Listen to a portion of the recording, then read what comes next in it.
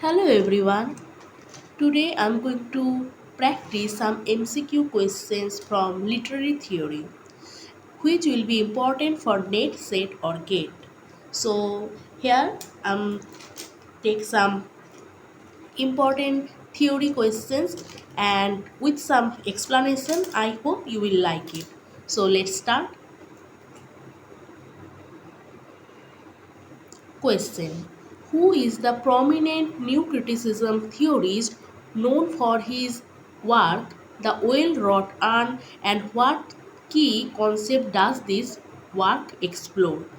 So here with questions you will get some explanation which will be important for your exam.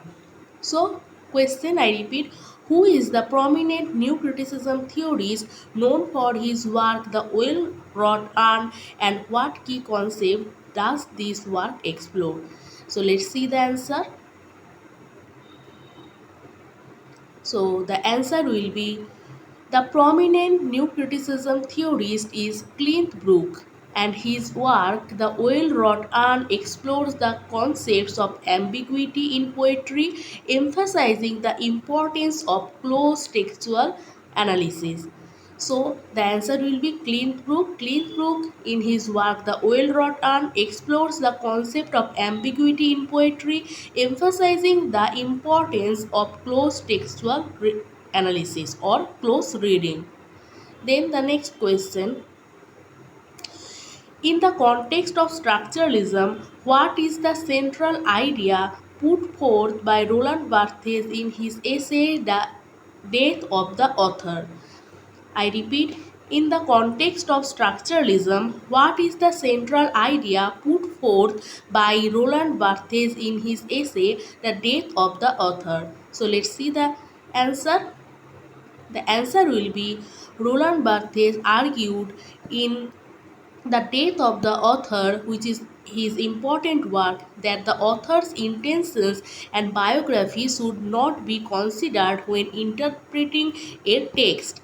Instead, the focus should be on the reader's interpretation and text itself. So he said, when we are going to read a text, the author's intention or biography should not be considered when interpreting a text. Instead, the focus should be on the reader's interpretation, the text itself. So he said, the death of the author.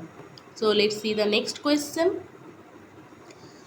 The next question will be, which influential post-structuralist theorist is known for her work The Second Sex, and what does this work examine in relation to feminism? So I repeat, which influential post-structuralist theorist is known for her work The Second Sex, and what does this work examine in relation to feminism? So let's see the answer. Simone de Beauvoir was the important feminist critic. Simone de Beauvoir is the influential post-structuralist theorist known for her work The Second Sex, which is her important work, which examines the social and cultural construction of femininity and the ways women have been historically oppressed. So in her famous work The Second Sex examines the social and cultural construction of femininity and the ways women have been historically oppressed. Then the next question: who is the Marxist theorist famous for his work The Communist Manifesto, and how does this theory relate to literature and culture and class struggle? I repeat, who is the Marxist theorist famous for his work The Communist Manifesto, and how does his work relate to literature and class struggle? Let's see the answer. Karl Marx is the famous Marxist theorist known for The Communist Manifesto. His theory relates to literature by emphasizing how it reflects and perpetuates class struggle, with literature often serving as a tool of the ruling class. So, Karl Marx, in his work, The Communist Manifesto, relates to the literature by emphasizing that how it reflects and perpetuates class struggle, and with literature often serving as a tool of ruling class. So let's see the next question.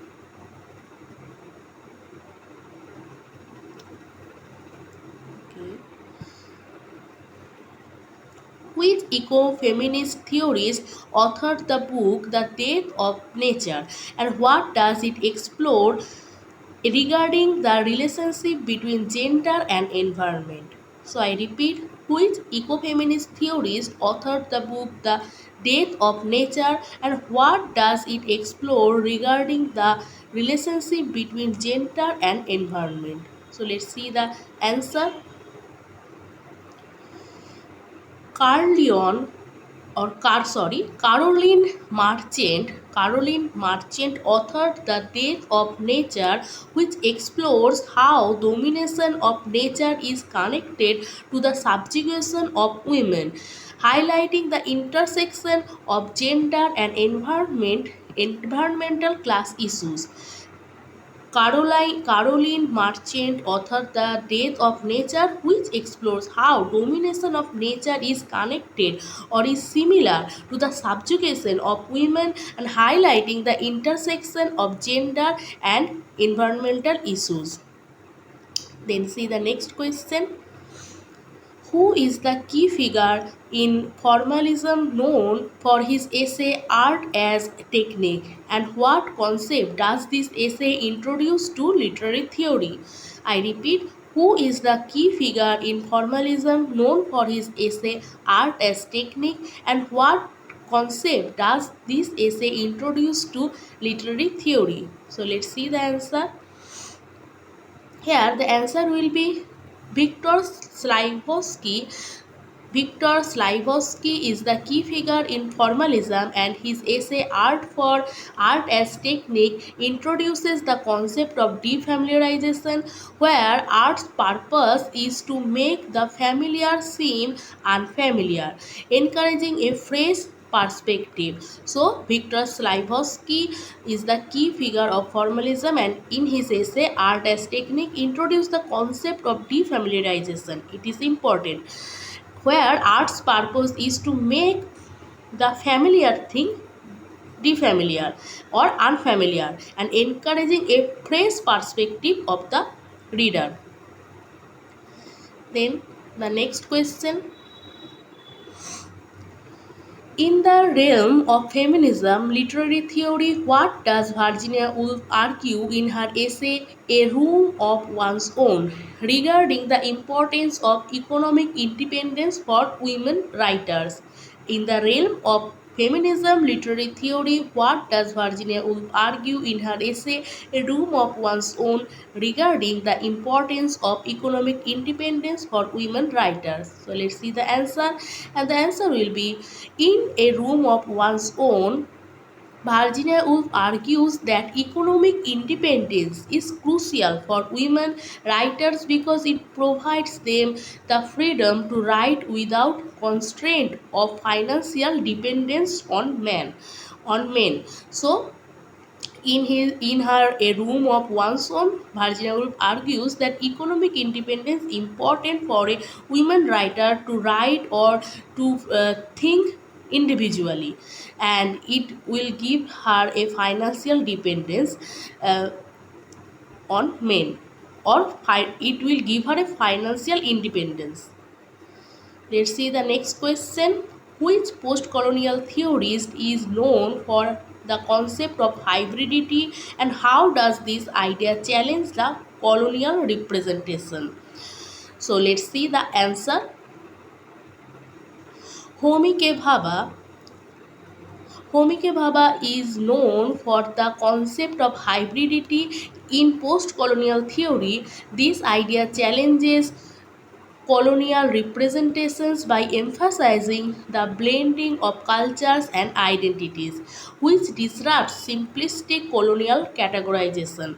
So, Homi K. Bhabha is famous for his concept hybridity, which challenges colonial representation by emphasizing the blending culture. So the Orient and Occident culture blend together and it became a hybrid culture, and it gave a new identities and disrupt the simplistic colonial categorization. So you now cannot categorize that who is colonized, because now the culture is totally mixed and became a hybrid culture. So this concept given by Homi K. Bhabha. Then the next question: who is the feminist author of The Second Sex, which is considered the foundational work in feminist existentialism, and what theme does the book explore? So I think this question repeat twice. Simone de Beauvoir, as I already said it, that she wrote The Second Sex, which explores themes of women oppression and the concept of other. So here, new thing that he used the concept that are other female here treated as other, and the construction of gender roles. So she talked about this. Then the next question: which influential structuralist theorist is known for his work mythologies, and how does this work analyze everyday cultural symbols and signs? So which influential structuralist theorist is known for his work mythologies, and how does this work analyze everyday cultural symbols and signs? So let's see the answer. Roland Barthes is the influential structuralist theorist known for mythologies. In this work, he analyzed everyday cultural symbols and signs to reveal their underlying ideologies and meaning. So, Roland Barthes is the influential structuralist whom is known for mythologies, and in this work he analyzed everyday cultural symbols and signs to reveal their underlying ideologies and meaning. Then the next question: who is the key postmodernist theorist known for his concept simulacra and hyperreality? What does this concept suggest about the nature of reality in postmodern culture? So this is the important question. Every time they ask this question. So I repeat: who is the key postmodernist theorist known for his concept simulacra and hyperreality, and what does this concept suggest about the nature of reality in postmodern culture? So let's see the answer. The answer is Jean Baudrillard is the key postmodernist theorist known for simulacra and hyperreality.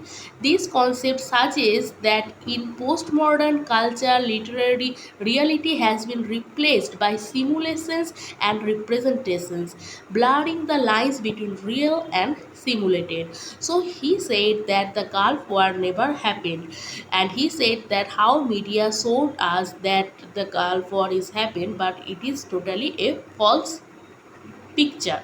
So he said that how media doing this and how they intentionally shows us the false thing, and they make the simulacra or hyper reality.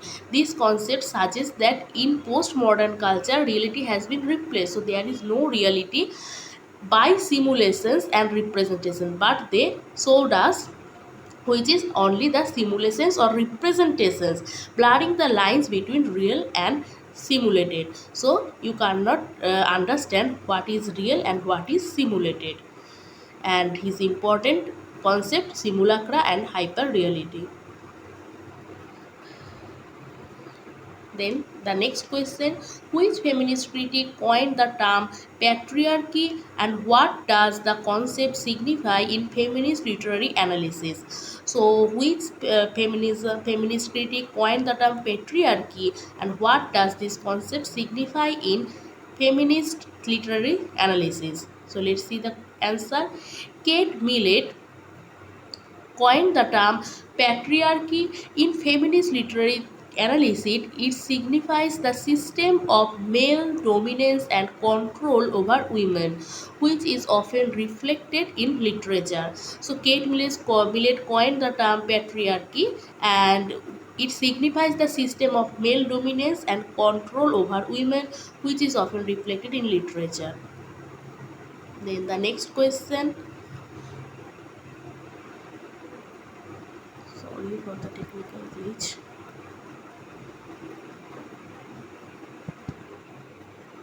Okay. So, who is the structuralist theorist famous for his work, The Structural Transformation of the Public Sphere? What does this work explore in relation to literature and society? So, who is the structuralist theorist famous for his work, The Structural Transformation of the Public Sphere, and what does this work explore in relation to literature and society? So, let's see the answer. The answer will be Jargon Habermas is the structuralist theorist known for the structural transformation of the public sphere. This work explores the role of literature and cultural discourse in shaping the public sphere and its impact on society. So, Jargon Habermas is the structuralist theorist known for the structural transformation of the public sphere. So, this is important.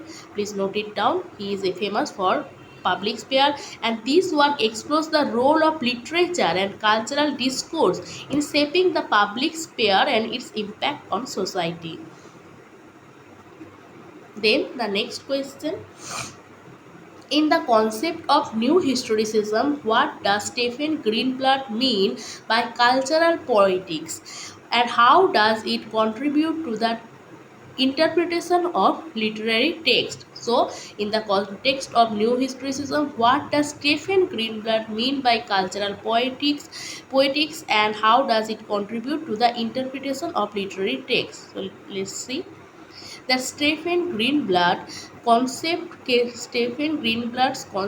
cultural poetics in new historicism, involves examining how literature reflects and is influenced by the culture and historical context in which it is produced. It contributes to a richer understanding of literary text by placing them within broader cultural and historical frameworks. So, Stephen Greenblatt's concept, cultural poetics in new historicism, involves examining how literature reflects and is influenced by the cultural and historical context in which it is produced. It contributes to a richer understanding of literary text by placing them within the border of cultural and historical frameworks. So let's see the next question.